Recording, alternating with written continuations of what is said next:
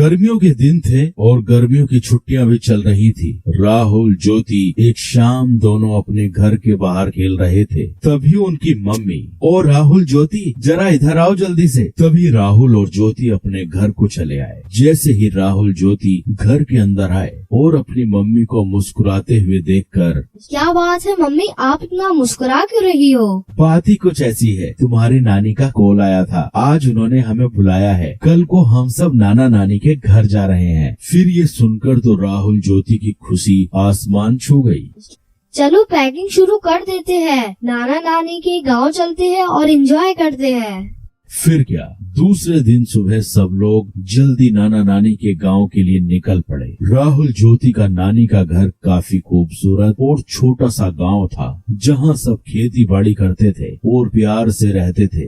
राहुल ज्योति जैसे ही नाना नानी के घर पहुंचे तो उनके स्वागत के लिए नाना नानी तैयार खड़े थे। राहुल ज्योति को नाना नानी बोले, राहुल, ज्योति आ जाओ, हमारे पास को आ जाओ। फिर राहुल और ज्योति नाना नानी के पास जाकर उनसे लिपट गए। फिर खास नाना नानी की बनाई हुई स्वादिष्ट खाना खाकर राहुल ज्योति ने थोड़ी देर आराम किया और फिर दोनों अपने नाना नानी हाल का मजा लूटने के लिए तैयार हो गए। ये लो, तुम दोनों के लिए मैंने खास इमली का रस बनाया है, इसे जल्दी से पी लो, इसे गर्मी में पिया जाता है। नानी की बनाई हुई इमली का रस पीकर तो राहुल ज्योति एकदम तरोताजा हो गए। फिर नानी जी ने आम के पेड़ पर एक बड़ा सा झूला टांगा। राहुल ज्योति झूले पर बैठ गए और झूला झूलते झूलते हवा में बातें करने लग गए और फिर नाना जी के साथ घूमने चले गए। और फिर रात हो गई। फिर राहुल ज्योति नानी जी के साथ रात के खाने के लिए फिर घूमकर घर लौट आए।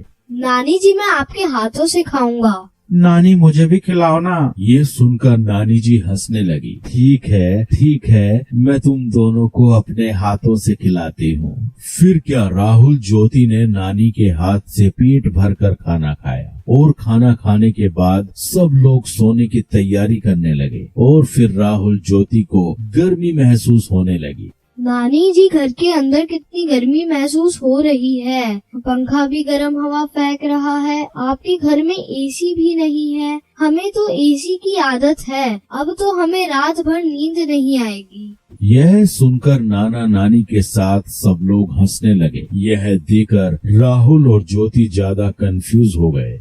आप सब हंस क्यों रहे हो? हमने कुछ गलत कह दिया क्या? ना बेटा ना, तुमने कुछ गलत नहीं कहा। छोटा सा तो हमारा गांव है, हमारे पास एसी कैसे होगा बेटा, लेकिन हमारे पास एक ऐसा एसी जरूर है जो तुम्हारे शहर में नहीं होगा। नानी जी ने फिर जाकर छत पर गद्दे बिछाए और सोने लगे। नानी, हम भी आपके पास सोएंगे। हाँ, तुम दोनों मेरे पास सो जाओ, आओ सो जाओ। फिर क्या, खुले आसमान के नीचे थोड़ी हवा में राहुल और ज्योति आराम से नानी के पास सो गए और नानी से कहानियां सुनते सुनते दोनों को प्यारी नींद आ गई। तो बच्चों, आपने इस वीडियो में देखा राहुल ज्योति का नानी का